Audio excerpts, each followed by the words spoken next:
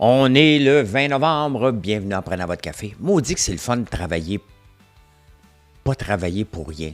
Vous êtes de plus en plus à m'écouter, puis c'est ma paye d'avoir des nombres de vues et ça a augmenté. Avant hier, ben, c'est pas fini, là, mais 3200 sur YouTube, 3800 dans tous les podcasts. Donc, merci, plus 2000 à peu près sur X. Alors, on va parler du temps des fêtes, on va parler du crédit d'impôt pour les organisations religieuses. 2 emplois dans un CHSLD. C'est plus possible avec Santé Québec. C'est tellement le fun de l'affaire Boisy, hein? C'est le fun. Ouais, on s'amuse. Améliorer le port de Bécancour. On continue à pomper de l'argent dans la filière batterie. Pendant ce temps-là, Nordvolt, ça va mal. Le président qui décroche. L'ancien Tesla, c'est ça, sa grande particularité à lui, c'est que c'est un ancien de Tesla. Il était peut-être concierge chez Tesla, là, mais il vient de quitter. Lyon Électrique, l'important, c'était de se syndiquer. Hein? Boeing congédie après l'augmentation. La Russie qui fait paniquer les marchés, c'est Biden qui a fait paniquer les marchés. Hein? On va parler de ça. On parle de quoi? Le S&P 500, combien qu'il y a eu de all-time high dans toute l'année? Comparativement à la moyenne, devrait-on avoir peur? Est-ce que la fierté, c'est un bon gage pour investir en bourse?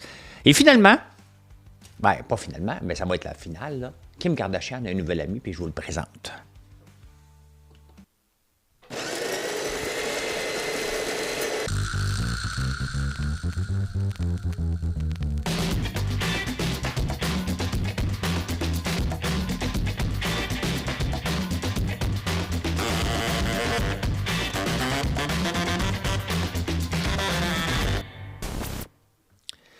Je m'en suis jamais caché. Hein? Si je fais toutes les lives que je fais, plus le show que vous écoutez en ce moment, c'est parce que ça m'aide pour mon entreprise. C'est beaucoup de travail. Et j'aime ça faire ça. Mais c'est pas rentable pour moi à faire des vidéos sur YouTube. Ça paye la technologie. Hein? Il y a un petit peu de revenus de publicité. Je ne suis pas encore un YouTuber reconnu. Dans 4 ans, si je continue encore pendant 4 ans, je pense que ça va être rentable en tant que tel, comme n'importe quelle entreprise, mais je le fais pour mon entreprise. Et une des choses que j'ai écrites dans un de mes livres, c'est être le secret le mieux gardé. No way! Hein? Et bien, c'est ça, parce que Danny Turcotte est sorti en fin de semaine, puis ça m'a fait réagir lundi, parce qu'il dit que on parle trop de Noël. Je rappelle que ce clown-là, de gauche, a été, tout le monde en parle, vendre son livre, hein, parce qu'il espère en vendre beaucoup pour Noël de son livre. Nous autres, les entreprises, là, on est stupide si on ne se fait pas voir. Parce que les grandes entreprises, ça fait longtemps qu'ils ont sorti leur budget. Hein? Puis ils nous rendent ça dans la tête. Moi, toute l'année, là, je veux vous avoir comme client toute l'année, puis on a des produits pour toute l'année. Mais il reste que c'est une belle manne. C'est la différence entre la plupart des entreprises, entre un profit et une perte, ce qui va se passer. Puis après ça, au mois de janvier, février, on voit des entreprises tomber. Fait que quand Danny Turcotte va dans la presse et dit « Moi, je suis un grincheux puis je ne veux pas avoir des affaires de Noël », la presse, là, même, ça donne carte blanche. Là. Est-ce que c'est son rôle de démolir l'économie constamment et de décourager les gens? La réponse est non. Fait que moi, je revendique le droit de vous le dire, de nous choisir. Hein?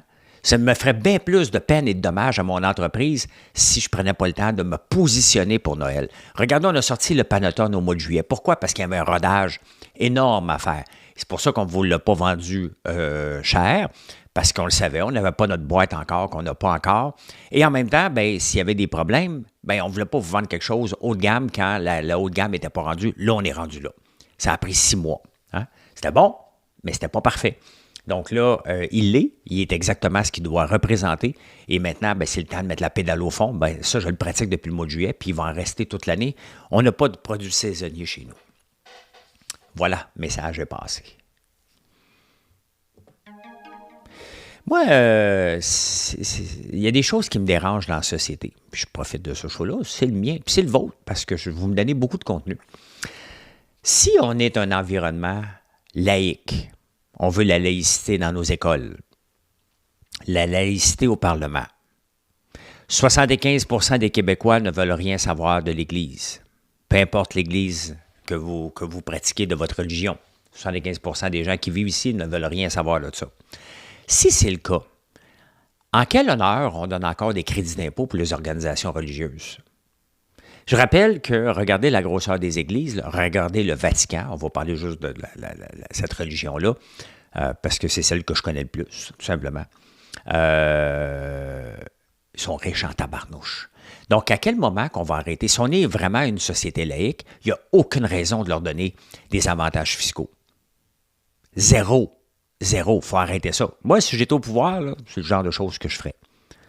Donnez-moi le pouvoir, là, je m'arrache dans STM, je m'arrache dans les crédits d'impôt pour les sociétés religieuses. Là, tu vas me dire, ah, mon maudit profiteur, toi, tu veux garder tes crédits d'impôt? Non, je suis comme vous, moi.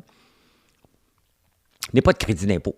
J'utilise même pas le REER parce que ça, c'est un report d'impôt. Puis, mon objectif, c'est d'être plus riche dans 10 ans qu'aujourd'hui. Donc, ça fait aucun sens que je reporte l'impôt sur quelque chose qui va me coûter plus cher dans 10 ans. Mais le CELI, je l'utilise comme vous devriez l'utiliser. Je le remplis à chaque année. J'étais en retard. Je suis en train de le remplir, là. Donc ça, je le fais. C'est un crédit d'impôt qui est disponible à tout le monde. Il faut en profiter. Mais les organisations religieuses, si on est vraiment laïque, il faut arrêter d'être hypocrite puis couper tout lien avec les organisations religieuses qui s'arrangent avec leurs troubles, qui payent leurs impôts comme tout le monde. Notre refus de la Chine, on refuse d'avoir les autos chinoises. Xiaomi rapporte c'est un manufacturier de téléphone, mais qui fait aussi des autos. Il n'y a personne qui travaille dans leur usine. Tout est automatisé au complet. Bien, ils rapportent des profits. Hein? BYD rapporte des profits. Tesla fait des profits. C'est toutes des compagnies qui ont investi massivement. Toutes les autres en perdent. Sauf que toutes les autres, les Stellantis, Ford, GM, Toyota, Nissan, toute cette gang-là, c'est toutes des entreprises qui sont subventionnées, qui sont protégées par des gros lobbies. Mais là, le problème, c'est que la plupart des gouvernements à travers le monde ont mis, il faut que tu vendes 20 de tes autos. Mais ils n'en ont pas d'autos que les gens veulent acheter. Fait que là, ils sont comme mal pris, ils sont obligés de vendre des autos à perte pour être capables de rencontrer leur quota. Et là, ils disent au gouvernement, regarde, arrêtez de me mettre de la pression, là, j'arriverai pas. Tellement fort qu'au UK, ils ont dit, écoute, Stellantis puis Nissan a dit, nous autres, on va sortir du marché ici. C'est pas rentable pour nous autres.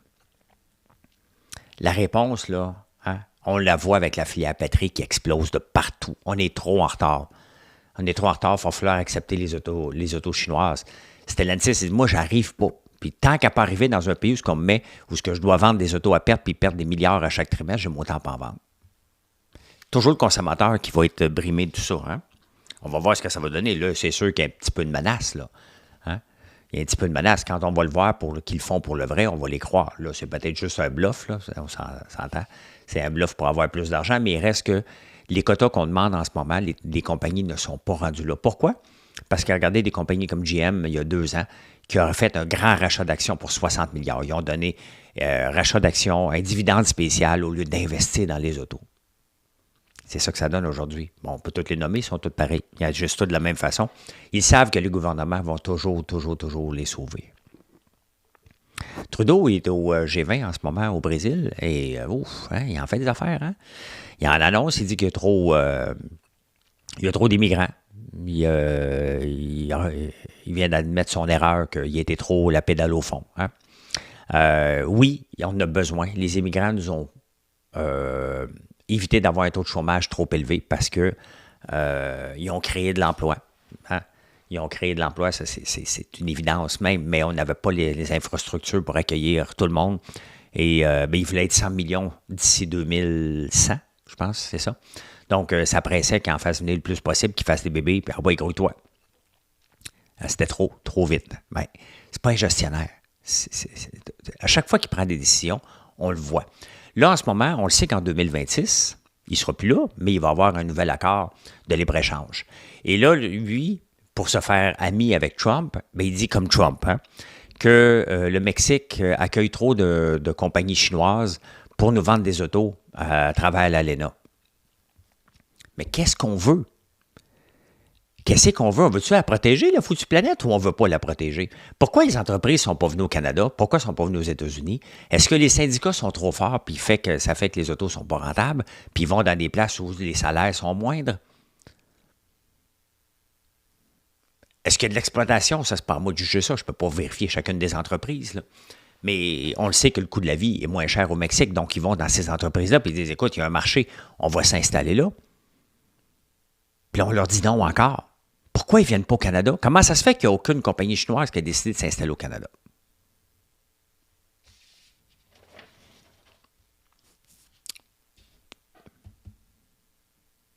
Peut-être à un moment donné, il va falloir revoir le rôle des syndicats dans notre entreprise. C'est pas d'exploiter les gens, là.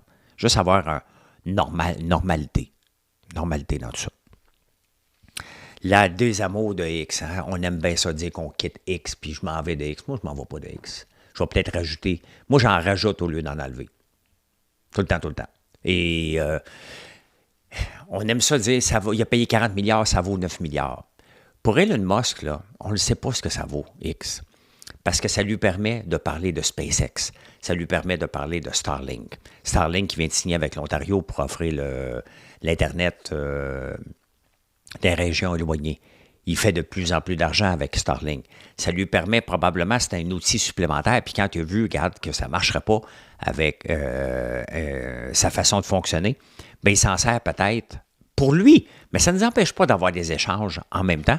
J'ai vois ses tweets parce que je suis abonné à Elon Musk, là, puis les gens en partagent, mais il nous présente beaucoup SpaceX.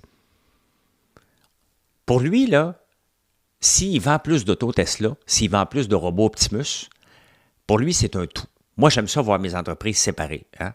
YouTube si je fais quelque chose sur YouTube, ça doit être rentable, ça prend du temps. Mais mes investissements doivent être différents de françoislambert.one. Je vois tout ça séparé. Mais à un moment donné, il faut que tu regardes ça dans un tout complet. Et si je regarde comme un tout, l'ensemble de mes réseaux sociaux sont excellents pour ma compagnie. C'est peut-être ça qu'il faut voir. Ce qui en ressort. Est-ce qu'il parle beaucoup de politique? X a toujours existé par la politique. Tout le temps. C'est un forum d'échange. Et les clowns sont aussi sur Blue Sky. Là. Faites-vous-en pas, là. Allez pas là en pensant que la vie est belle et tout le monde pense pareil. Là. Ça n'arrivera pas. Ah, que ça me fait rire. Il y a quelqu'un qui a 2 emplois dans un CHSLD. Il fait de 7 heures à 15 heures une place, s'en va là. L'autre place, il travaille de 15h30 à 23h30. Tu as 2 employeurs séparés. Là, il se ramasse avec un seul employeur qui est Santé Québec. Il ne peut pas, parce qu'il va tomber en overtime. Il aimerait ça avoir une dérogation. Ah ben, moi aussi, j'aimerais bien ça. Tous les employeurs du Québec aimeraient bien ça avoir une dérogation de ne pas payer les employés à temps et demi. Hein? Comme ça, les meilleurs, on leur fait faire des heures autant qu'ils veulent, mais quand quelqu'un tombe à temps et demi, c'est plus rentable de le faire la plupart du temps, donc on ne le fait pas. Et on s'arrange, ou on le paye à temps et demi, c'est comme ça la règle.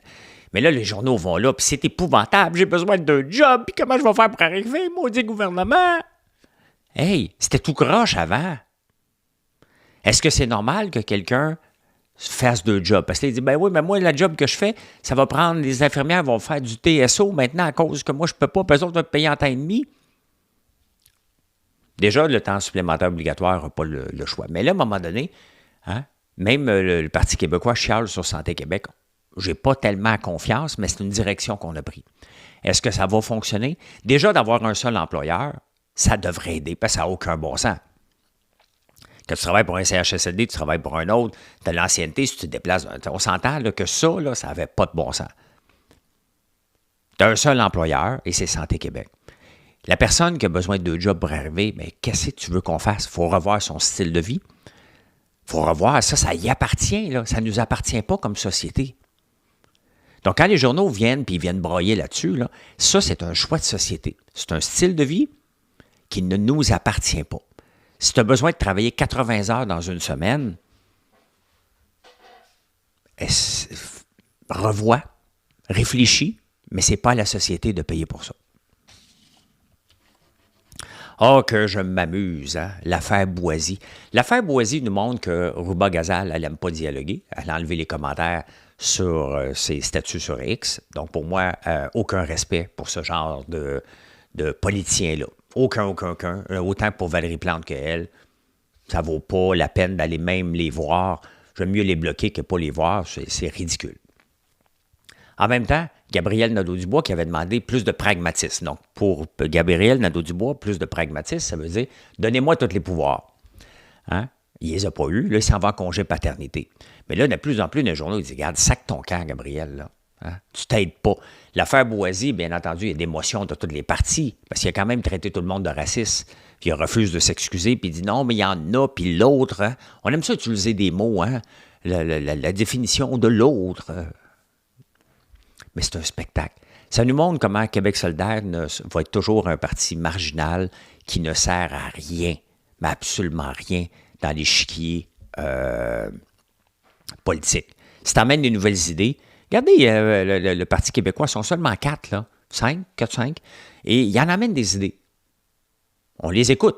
Ça ne veut pas dire qu'il revient toujours avec son référendum, là, que ça va être rentable la première année. Et moi, c'est sûr que lui, là, il se présente au Dragon. Là.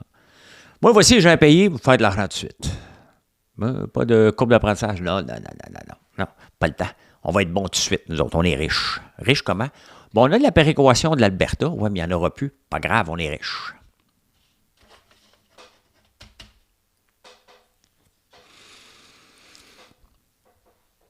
La filière batterie explose de partout. Dans une situation comme ça, dans une entreprise normale, quand tu vois que ça explose de partout, que ça va pas bien, hein, tu prends pas de recul. T'attends. Tu laisses le temps faire ce que lui fait de mieux, hein? Prendre des décisions, que le marché prenne des décisions. Qu'est-ce qu'on fait ici? On investit 325 millions à Bécancour pour agrandir le port. Parce que les filières batteries me demandent beaucoup de bateaux, puis il y a des bateaux qui attendent. OK. Mais est-ce que la filière batterie à Bécancour va mieux aller que celle à Nordvolt, que la filière batterie mondiale? Ne serait pas, tu sais, considérant qu'on est cassé autant au fédéral qu'au provincial, est-ce que attendre, mettons, 1 an, que ça se stabilise ou que ça s'en aille nulle part, mais qu'on sache où on s'en va, aurait été sage au lieu de faire une annonce? La réponse est oui. On a des politiciens qui ne sont pas sages avec notre argent. Et c'est ça qui me fatigue. Je ne suis pas contre le progrès, là, mais soyons logiques. Ça pète de partout. À part la Chine, il n'y a rien qui va bien dans le monde avec les filières batteries. Pourquoi qu'on ne prend pas un pas de recul au lieu de continuer à foncer la tête baissée? Il n'y a aucune entreprise qui aurait du succès comme ça. Ça ne se peut pas. Il faudrait attendre. Regardez, là, j'ai pris, je vais vous donner un petit exemple bien précis. Là. Je fais de l'huile. J'utilise des cosmétiques. Tout va bien. Je veux faire de l'huile désodorisée. Oh, là, je me suis embarqué dans un projet. J'achète une grosse machine, ça coûte cher, l'électricien, tout ça. Ça coûte cher. Bien excité de ma première huile, marche pas. Bien, elle marche, mais là, je contacte l'entreprise qui m'a vendu la machine. Ouais, mais il dit, tu as besoin d'une autre machine, il faut que tu la filtres après. Je dis, ah, OK, je suis rendu là. Donc, j'ai pris pas de recul. Hein? J'attends, je vais analyser, je vais acheter d'autres machines pour voir, mais je prends ça relax un peu à mon échelle. Mais c'est ça que nos gouvernements, c'est exactement ce que je ferais si j'étais au gouvernement. À un moment donné, tu dis, wow, on va se calmer, là. Hein? Ils le font pas. Je suis pas contre le progrès, mais c'est pas logique dans la conjoncture actuelle où on est cassé, où on doit trouver de l'argent, de continuer à pomper de l'argent dans une filière qui boite. Pendant ce temps-là, Investissement Québec, enfin, hein, ils ont embauché, sans compter eux autres aussi, avec des gros kingpins, avec des gros salaires et des gros bonus, là, ils vont congédier 60 personnes. Mais ils vont congédier des VP, des cadres, ou ils n'ont pas dit qui congédiait, là, ou des petits subalternes là, qui font des rapports sur le coin d'une table pour les gros kingpins avec leurs bonus à suivre. Mais il était temps qu'on mette la hache. Puis on va l'entendre parler, la hache, un petit peu partout, parce qu'il faut ramener ça avec un équilibre budgétaire. C'est sain. Hein? C'est sain de le faire. On a trop attendu avant de le faire. On ne voulait pas le faire pendant la pandémie, bien là, il faut le faire.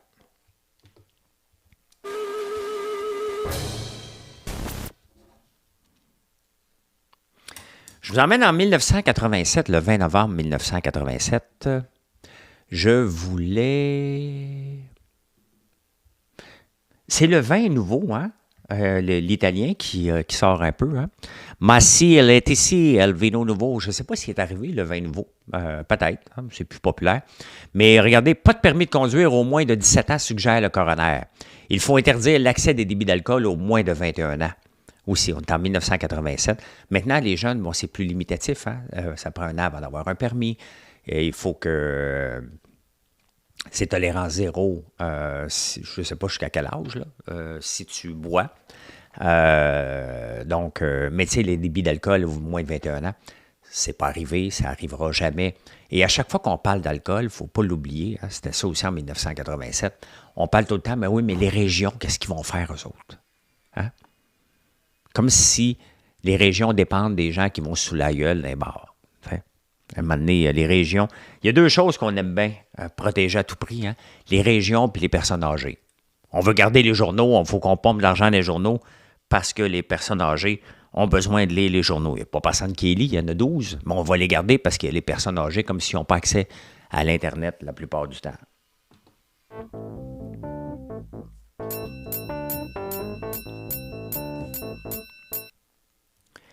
Bien, regardez ce qui vient de se passer avec Boeing. Hein? Boeing qui est sorti de la grève.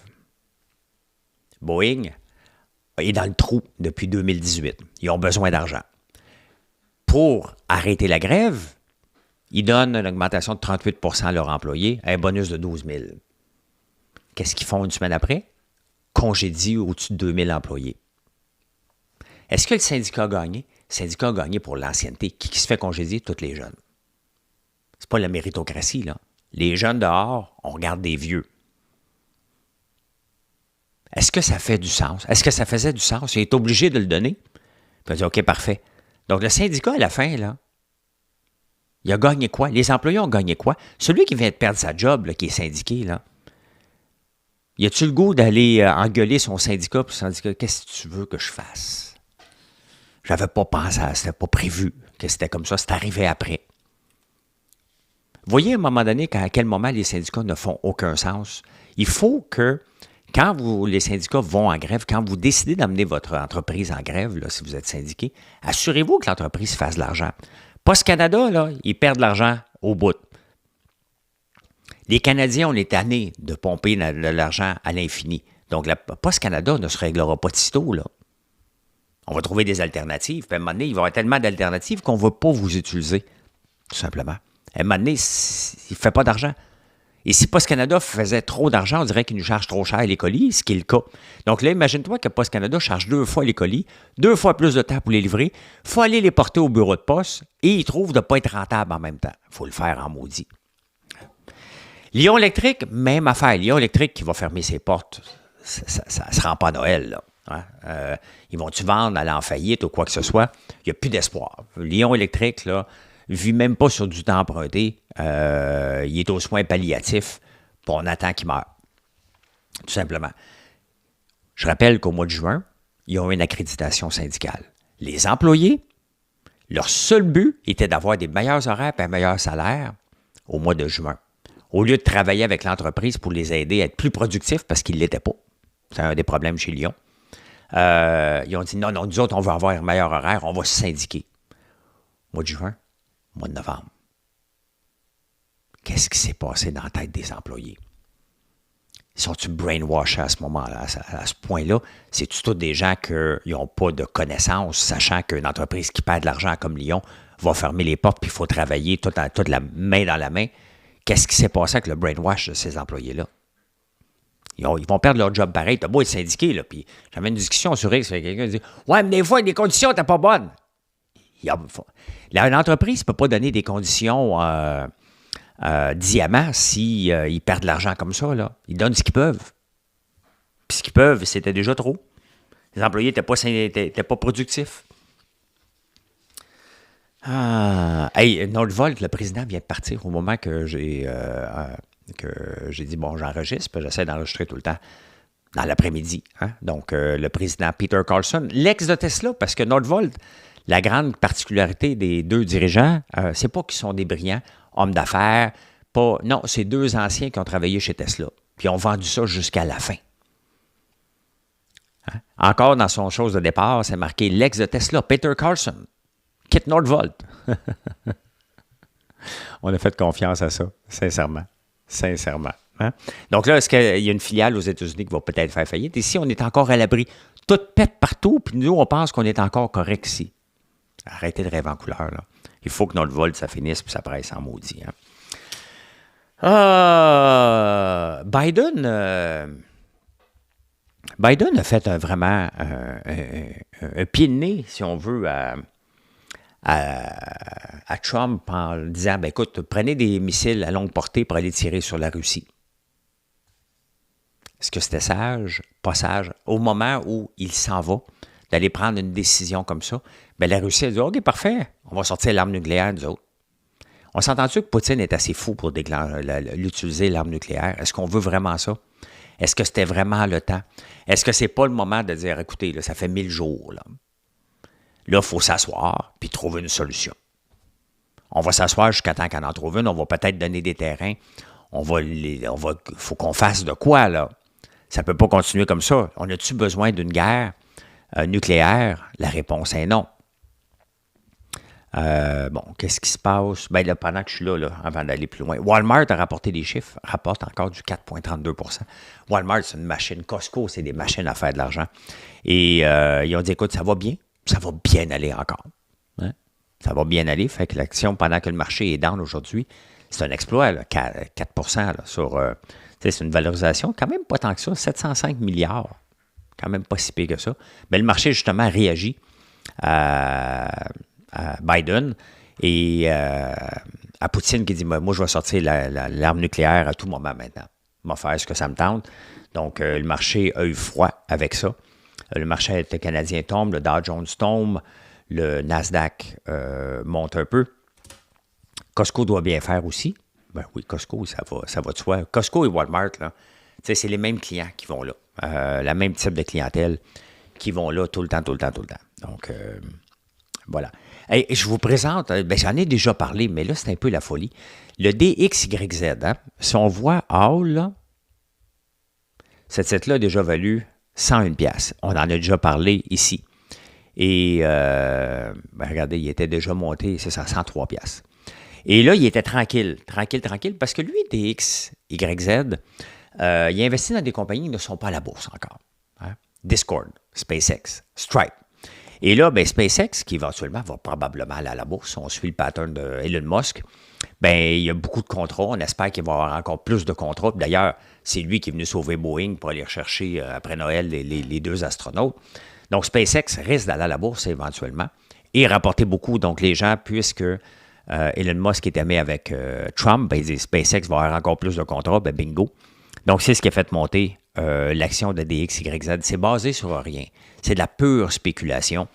Mais je suis surpris. Regardez, peux-tu parler de spéculation folle un peu, là? Il ne se passe rien. Arrivent les élections, ça part de 11 à 50. Il n'y a pas assez de volume, je ne pense pas, si vous faites du day trading, là, puis vous voulez vous amuser. 2,4 millions. Il y a moyen de faire quelque chose. Mais j'en fais pas, là. Mais c'est un titre typiquement pour ça. Parce que ça varie beaucoup. Hein? Donc, ma chaise qui craque, mais ça, on va vivre avec, là. La Russie qui fait frémir les marchés, Boeing, la fierté en bourse. On a une belle année. Hein? On a une très, très belle année. On a une belle année avant. Et des belles années à bourse, il y en a une à tous les 4 ans, c'est à peu près 25 %. Comme on a là, on est là-dedans. Est-ce que ça va être une super année? Hein? Un super 3 ans peut-être? Ça se peut. Mais toute bonne chose va revenir à normal pour nous ramener un taux normal de bourse à 10, 11 %, 9. Entre 9 et 11 %, c'est la norme sur 40 ans. On va m'enlever de là, hein, comme ça. La fierté. Là, comme là, on a peur de manquer le bateau. Hein?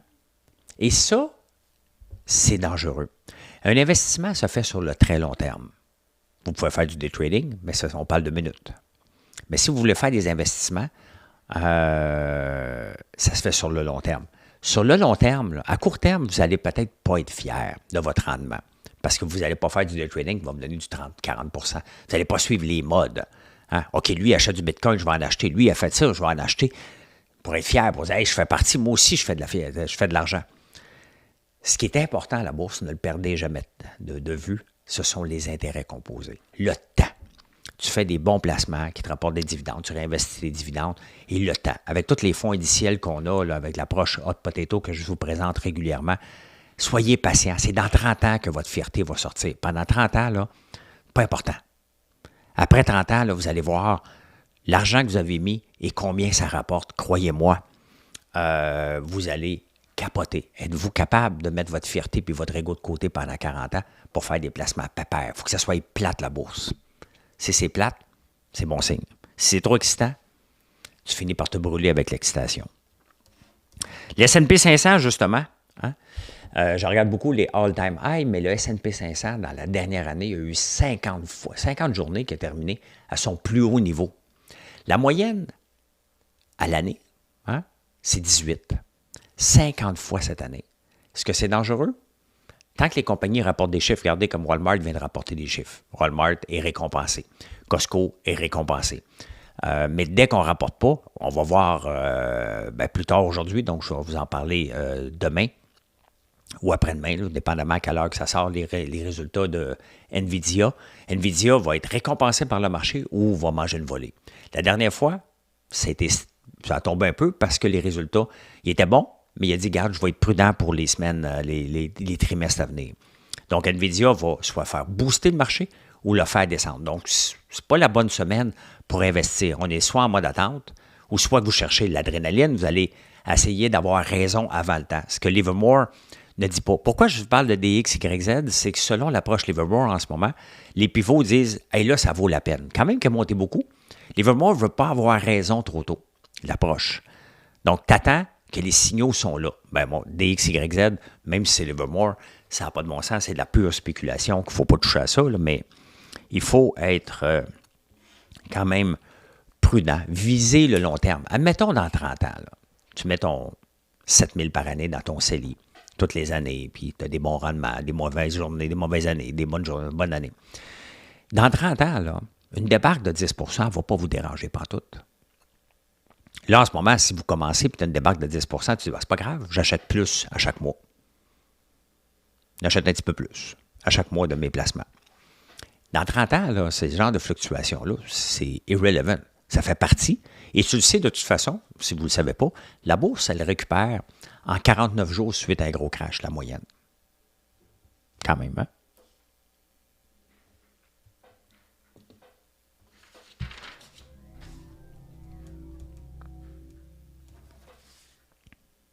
C'est vraiment le temps.